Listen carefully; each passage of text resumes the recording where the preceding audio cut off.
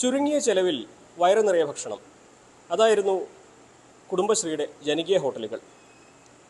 മുൻപ് 20 രൂപയ്ക്കായിരുന്നുവെങ്കിൽ ഇപ്പോൾ അത് 30 രൂപയ്ക്കാണ്. വില വർദ്ധിക്കാനുണ്ടായ സാഹചര്യമൊക്കെ നമ്മൾ പലതവണ ചർച്ച ചെയ്തതാണ്. പക്ഷേ ഇപ്പോൾ ഇവർ നേരിടുന്നത് വലിയ ഒരു പ്രതിസന്ധിയാണ്. അരിവില വലിയ തോതിൽ തന്നെ ഉയർന്നിട്ടുണ്ട്. അതിന് സർക്കാർ നൽകിയിരുന്ന ആനുകൂല്യങ്ങളൊക്കെ ഇല്ലാതായിരിക്കുന്നു. മാത്രമല്ല, പച്ചക്കറി വില ദിനം പ്രതി കൂടിക്കൊണ്ടിരിക്കുന്ന അവസ്ഥ. കുടുംബശ്രീ ഹോട്ടലുകൾ പൂട്ടിപ്പോകേണ്ട സാഹചര്യത്തിലാണുള്ളത്. ഞാൻ നിൽക്കുന്നത് മഞ്ചേരിയിലെ കുടുംബശ്രീ ജനകീയ ഹോട്ടലിലാണ്. സൂറത്തായും ഒപ്പമുള്ളവരൊക്കെ എന്നോടൊപ്പം ചേരുന്നുണ്ട്. സൂറത്ത കുറേ കാലം ഈ ഒരു കുടിശ്ശികയ്ക്ക് വേണ്ടി സമരം ചെയ്തതാണ്. ഇപ്പോൾ ആ പ്രതിസന്ധിയിൽ നിന്ന് ഒന്ന് കരകയറി വരുമ്പോഴാണ് ഈ അരിയുടെ വില വലിയ പ്രതിസന്ധിയാവുന്നത് അല്ലേ? എന്താണ് നിലവിലെ സാഹചര്യം? നിലവിലെ സാഹചര്യം എന്ന് പറഞ്ഞാൽ, അരിക്ക് ഞങ്ങൾക്ക് അരി തന്നിരുന്നു സർക്കാരിൻ്റെ ഇതിൽ നിന്ന്. നമുക്ക് സപ്ലൈകോന്ന് 10 രൂപ 90 പൈസ എന്ന നിലക്കിലായിരുന്നു അരി കിട്ടിയിരുന്നത്. അതിപ്പോൾ 3 മാസമായിട്ട് അരി ഇല്ല, നിർത്തിവെച്ചിട്ടുണ്ട്.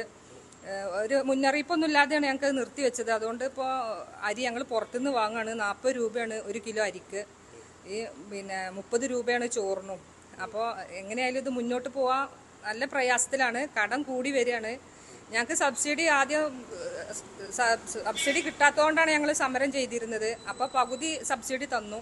അപ്പോൾ അന്ന് ഞങ്ങൾ ആ കിട്ടിയ പൈസ ഫുള്ള് ഞങ്ങൾ കടം വീട്ടാനേ ഉണ്ടായിരുന്നുള്ളൂ. കടമൊക്കെ വീട്ടി നല്ല രീതിയിൽ വീണ്ടും ഇങ്ങനെ തുടങ്ങിക്കൊണ്ട് നിൽക്കുമ്പോഴാണ് അരി നിർത്തലാക്കിയത്. അപ്പോൾ സപ്ലൈകോന്ന് ഞങ്ങളോട് കാരണമൊന്നും പറഞ്ഞില്ല. നിങ്ങൾക്ക് അരി നിർത്തി വെച്ചിട്ടുണ്ട്. അപ്പോൾ ചില ആളുകൾ ചെലാൻ അടച്ച ആൾക്കാരുണ്ട്. ഇപ്പോൾ ഈ മാസത്തെ അരി കിട്ടും എന്ന ആ തീരുമാനത്തോടു കൂടി ഒരു പൈസ അടച്ചിട്ടും അരി കിട്ടിയിട്ടില്ല. അപ്പോൾ പൈസ അവിടെ അടച്ചുകൊണ്ടിരിക്കുകയാണ്. ഇപ്പോഴും അടച്ച പൈസ അവിടെ ഉണ്ട്, പക്ഷെ അവർക്ക് അരി കിട്ടിയിട്ടില്ല. 10 രൂപ 90 പൈസ കിട്ടുന്ന 40 രൂപയ്ക്കാണ് വാങ്ങുന്നത്. 40 രൂപക്കാണ് ഞങ്ങൾ അരി വാങ്ങുന്നത്.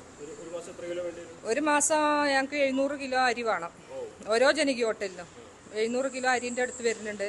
ഞങ്ങൾക്ക് 600 കിലോ അരി ആയിരുന്നു കിട്ടിയിരുന്നത്. എന്നാലും ഞങ്ങൾ ബാക്കിയുള്ളത് വാങ്ങിക്കൊണ്ടിരിക്കുകയായിരുന്നു, പുറത്തുനിന്ന് വാങ്ങലായിരുന്നു. എന്നാലും ഞങ്ങൾക്ക് അതിങ്ങനെ ഒരു വലിയ ബാധ്യതകളില്ലാതെ പോകാമായിരുന്നു. പക്ഷേ 25,000 രൂപയുടെ വർധനവുണ്ടായില്ല.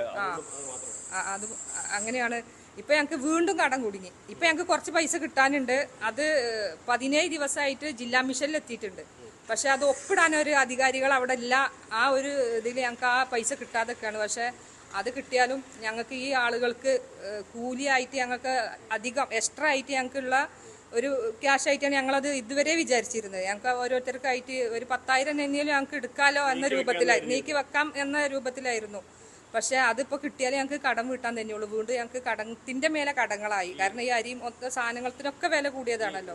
ഊണിന് കിട്ടിയിരുന്ന 10 രൂപ സബ്സിഡി ഇല്ല, സബ്സിഡി ഒക്കെ നിർത്തിവെച്ചിട്ടുണ്ട്. ഓഗസ്റ്റ് മാസം മുതൽ ഞങ്ങൾക്ക് നിർത്തിവെച്ചിട്ടുണ്ട് സബ്സിഡി. അതുകൊണ്ടാണ് 30 രൂപക്ക് ചോറുകൾ കൊടുത്തോളി.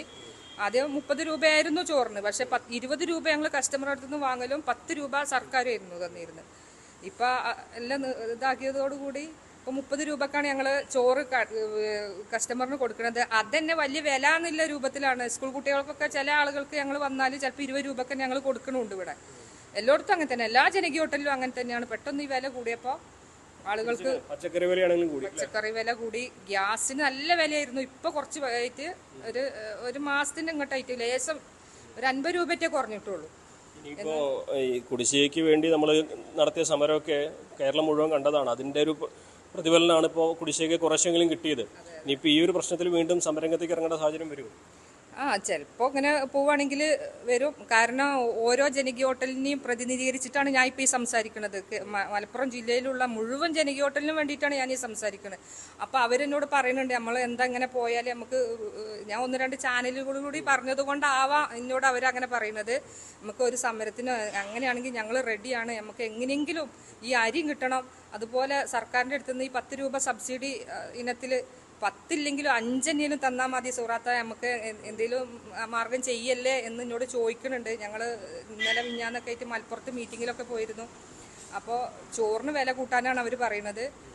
40 രൂപ ഇരുന്ന് കഴിക്കാനും 45 രൂപ പാർസലിനും അങ്ങനെ തന്നെയും നിങ്ങൾ ചെയ്യണം. പക്ഷെ ഞങ്ങളത് ചെയ്തിട്ട് കാര്യമില്ല. ഞങ്ങളിവിടെ കസ്റ്റമർ വരുമോ എന്താണുള്ളതാണ്. പിന്നെ ഇത് മുന്നോട്ട് കൊണ്ടുപോകാൻ എന്തായാലും ഞങ്ങൾക്ക് എല്ലാവരും തട്ടിമുട്ടിയൊക്കെ ഇങ്ങനെ പോവാണ്. എങ്ങനെയെങ്കിലും ഇത് നടത്തി വന്നില്ലേ. അപ്പോൾ ഇപ്പോൾ ഞങ്ങൾ തന്നെ ഇവിടെ 6 പേരുണ്ട്. 6 പേരിൽ 2 ആള് ഡെയിലി ലീവ് എടുക്കുകയാണ്. കാരണം ഇവിടെ കൂലി ഉണ്ടാകണില്ല, കൂലി കൊടുക്കാൻ തികയണില്ല. ഇപ്പൊ ഇനി കിട്ടാല്ല അത് കടത്തിക്ക് തന്നെ ഉള്ളൂ, അല്ലാതെ ഞങ്ങൾക്ക് ആർക്കും അതിന്റെ ഒരു നയിച്ചതിനുള്ള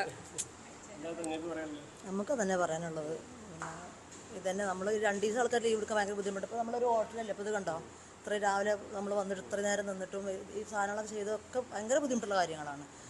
ഈ പൈസ ഇങ്ങനെ കിട്ടാണ്ടാവുമ്പോഴും ബുദ്ധിമുട്ട്. ഉച്ചയ്ക്ക് അത്യാവശ്യം തിരക്കായി ഓടുന്നുണ്ട്. ഇപ്പോൾ ഈ രാവിലെ ഇല്ല. പക്ഷേ ഈ 2 ദിവസം ആൾക്കാരില്ലാണ്ടാകുമ്പോൾ നമുക്ക് ഭയങ്കര ബുദ്ധിമുട്ടുള്ള കാര്യമാണ്.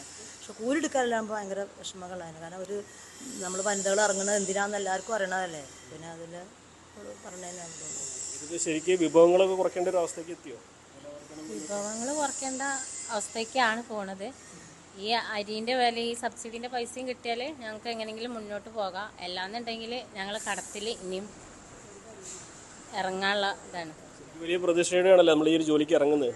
ഉപജീവനമാണല്ലോ. ഇപ്പോഴത്തെ പ്രതിസന്ധി ഇത്രമാത്രം ബുദ്ധിമുട്ടിലാകുന്നുണ്ട് നിങ്ങളൊക്കെ? നല്ല ബുദ്ധിമുട്ട് തന്നെയാണ്.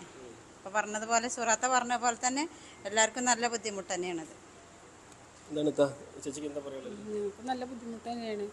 ഇതൊന്നും വേണം നമ്മൾ ഉപജീവനം, കുടുംബജീവിതം. ഇതിലിപ്പോൾ 2 കാര്യങ്ങളാണല്ലോ. ഒന്ന്, സർക്കാർ സപ്ലൈകോ നൽകിയിരുന്ന രീതിയിൽ അരി പഴയ വിലയ്ക്ക് തരിക. 2, ഊണിന് സബ്സിഡി, അല്ലേ? ഈ 2 കാര്യങ്ങളൊന്നുമില്ല. അതെ, ഊണിന് സബ്സിഡി കിട്ടുമായിരുന്നു എങ്കിൽ ഞങ്ങൾക്ക് കുറച്ചൊക്കെ പിടിച്ചിക്കാമായിരുന്നു. അപ്പം ജനങ്ങളും വരും, വില കുറയും. സർക്കാർ ഇപ്പോൾ ഒരു 5 രൂപേലും സബ്സിഡി തരികയാണെങ്കിൽ ഞങ്ങൾക്ക് ഇവിടെ 25 രൂപക്കാർ ചോറ് കൊടുക്കാം. എന്നാൽ അത്ര ഒരു ഇത് ഉണ്ടാകുമ്പോൾ ജനങ്ങൾ വില കുറഞ്ഞാലേ ആളുകൾ വരുള്ളൂ. പിന്നെ അരിയും കിട്ടണം. അപ്പോൾ കുറേ ആളുകളുണ്ട് ഈ ഒരു ഭക്ഷണത്തിനെ ആശ്രയിച്ച് നിൽക്കുന്നുണ്ട്. ഇപ്പോൾ ഇങ്ങനെ ഈ ഇതൊക്കെ നിറഞ്ഞു കവിയും ഉച്ചയാകുമ്പോക്കിന് നല്ല ജനങ്ങളുണ്ടാവും. ഞങ്ങൾക്ക് ഇവിടെ നല്ല 100 കൂടിയപ്പോൾ ആൾക്കാർ വരവ് കുറഞ്ഞു. കുറച്ച് കുറഞ്ഞു. സ്കൂൾ ആദ്യമൊക്കെ ഞങ്ങൾക്ക് 200, 250 ചോറൊക്കെ പോയിരുന്നു ഓരോ ജനകീയ ഹോട്ടലിൽ. ഇത് മാത്രമല്ല കേട്ടോ, ഞാൻ മൊത്തമായിട്ടാണ് പറയണത്. ഇപ്പം ആ സ്ഥാനത്തേക്ക് 100, 80, 70 അങ്ങനെ കുറഞ്ഞിട്ടുണ്ട്. അപൂർവമായിട്ടുള്ളൂ. എന്താണെങ്കിലും ഇതൊരു വലിയ പ്രതിസന്ധിയാണ്. ഇവർ മുന്നോട്ട് വയ്ക്കുന്ന 2 കാര്യങ്ങളാണ്. ഒന്ന്, സപ്ലൈകോയിൽ നിന്ന് പഴയ നിരക്കിൽ 10 രൂപ 90 പൈസ നിരക്കിൽ അരി നൽകുക. 2, ഊണിന് സബ്സിഡി നൽകുക. ഇതില്ലാതെ പിടിച്ചു നിൽക്കാൻ കഴിയില്ല എന്നാണ് ഈ കുടുംബശ്രീ അംഗങ്ങൾ പറയുന്നത്. ഇതിൽ സർക്കാർ മുൻപ് ഇവരുടെ കാര്യത്തിൽ അനുഭാവപൂർവ്വം ഇടപെട്ടിരുന്നു. അതേ സമീപനം തുടർന്നും ലഭിക്കുമെന്ന പ്രതീക്ഷയാണ് ഇവർക്ക് പങ്കുവയ്ക്കാനുള്ളത്. മഞ്ചേരിയിൽ നിന്നും CV അനുമോദ്, ന്യൂസ് 18.